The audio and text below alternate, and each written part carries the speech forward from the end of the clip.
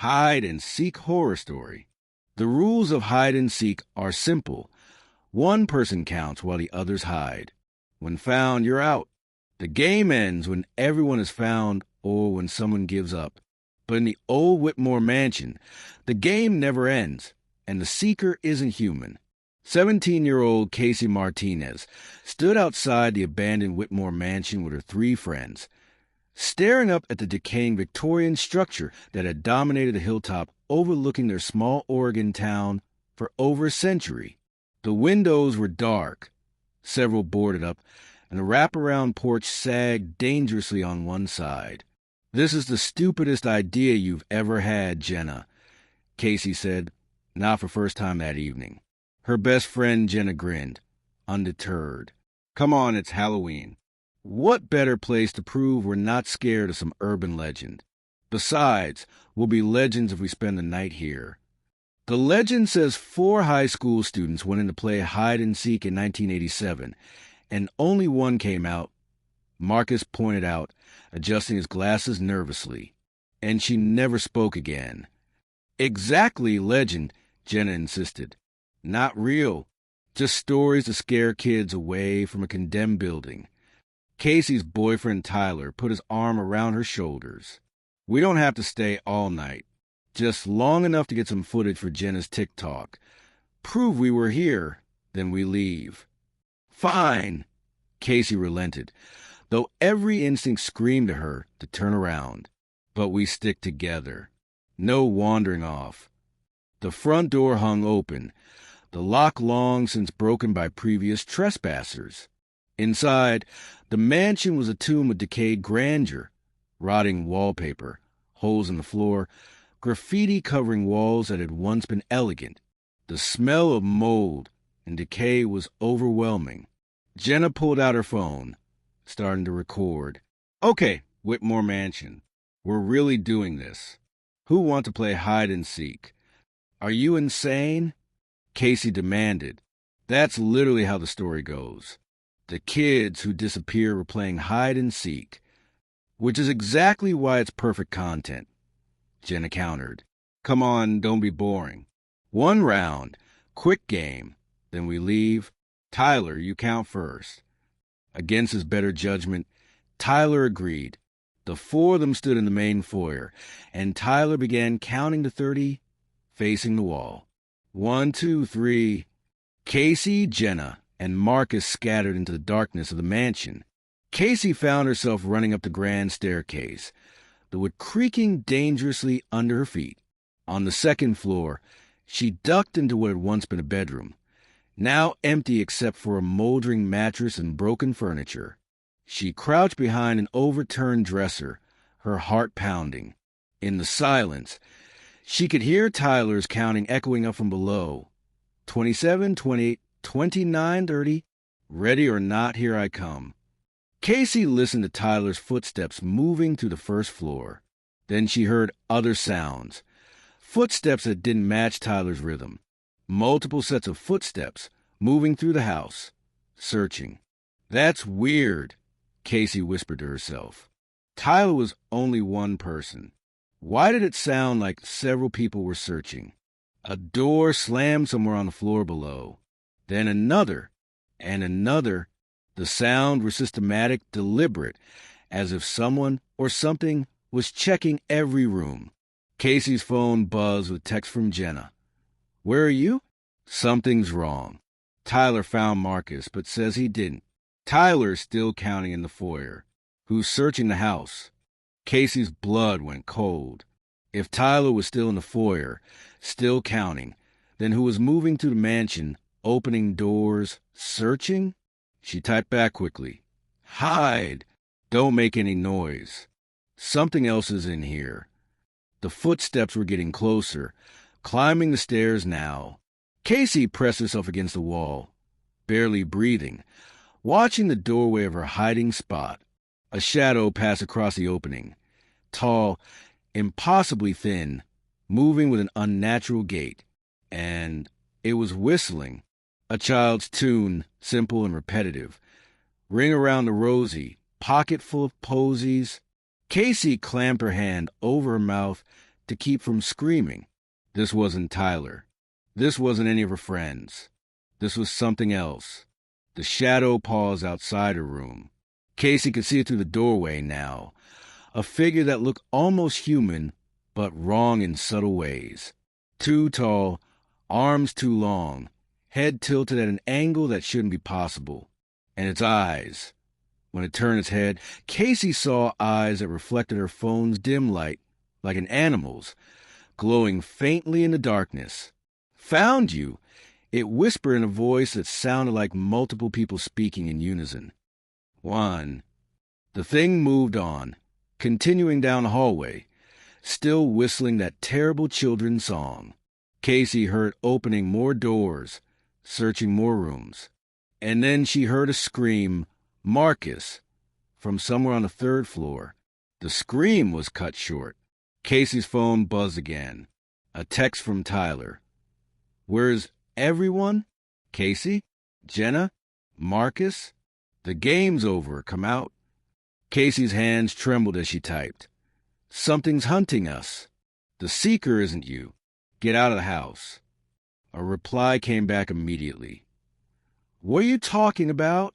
I'm the only one counting. You guys are taking this too far." But Casey knew better.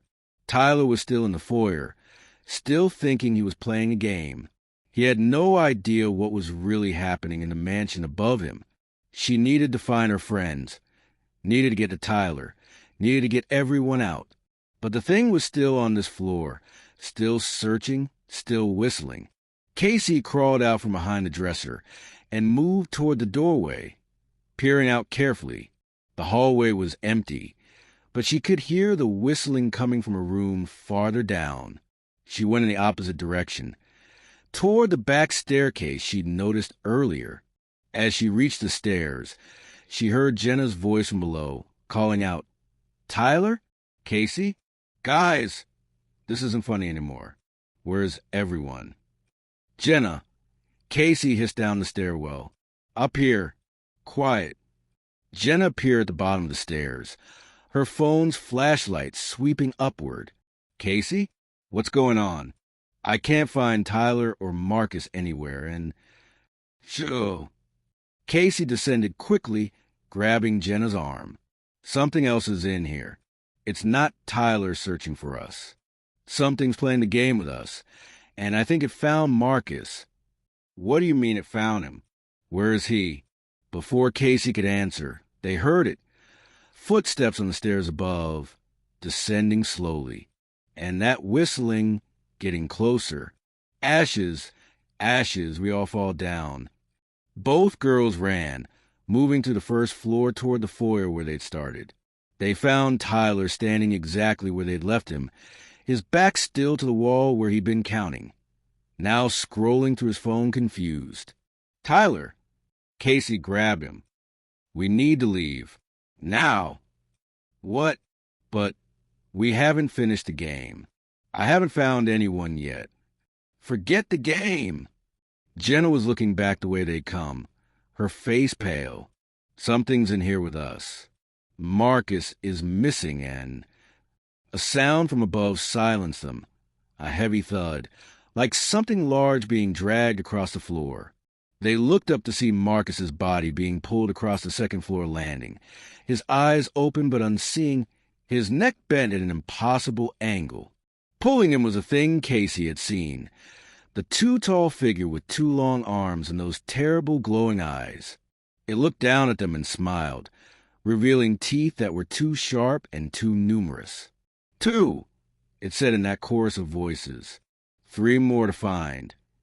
Tyler finally understood. "Oh my God! Oh my God! We need to..." "Run!" Casey shouted, and they bolted for the front door.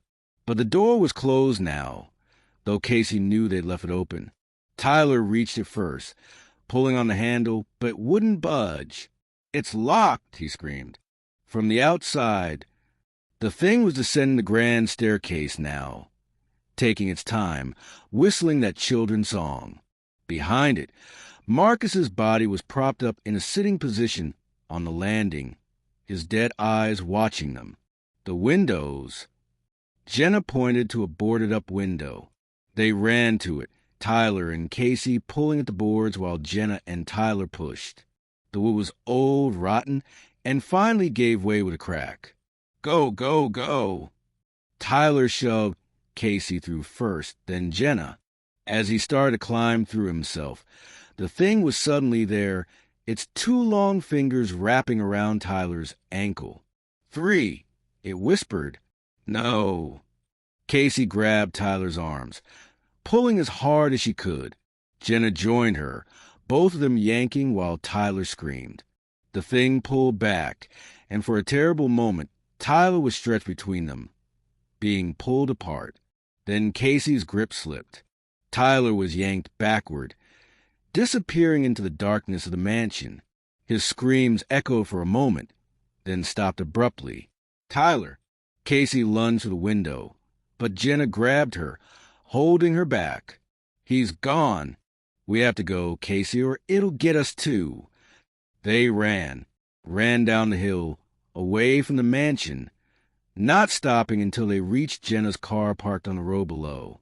They dove inside, and Jenna started the engine with shaking hands, speeding away from the Whitmore mansion.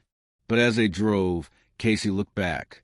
In the highest window of the mansion, she could see a figure watching them leave, and she could have sworn she saw Tyler standing next to it, his eyes empty, his body moving like a puppet. The police investigation found no bodies in the Whitmore mansion. Marcus and Tyler were listed as missing persons, despite Casey and Jenna's testimony about what they'd seen. The official story was that the two boys had run away, possibly as a prank gone wrong. But Casey knew the truth. The game of hide-and-seek in the Whitmore mansion was real, and the seeker was still there, waiting for the next players brave enough or foolish enough to enter. 3 months later, Casey received a text from an unknown number. It was a photo of the Whitmore mansion at night. Standing in the doorway were 4 figures, Marcus, Tyler, and 2 others Casey didn't recognize, probably the missing students from 1987. And beneath the photo, a message, found for, seeking more, want to play. Casey deleted the text, blocked the number, and tried to forget. But late at night, she still hears it, that whistling, that terrible children's song. Ring around a rosy, pocket full of posies, ashes, ashes, we all fall down. And sometimes she wonders, if the game never ends, does that mean the seeker never stops hunting? Does it mean those found are added to its collection, forced to watch as it hunts the next players? Casey doesn't play hide-and-seek anymore. Can't even watch children playing it without feeling sick, because she knows now that some games are never meant to be played. Some seekers never stop searching, and some places hold games that began long before you arrived and will continue long after you're gone, unless you become part of the game forever. The Whitmore mansion still stands on the hill, waiting, and inside, the seeker is always counting, always searching, always ready for the next round. Ready or not, here it comes.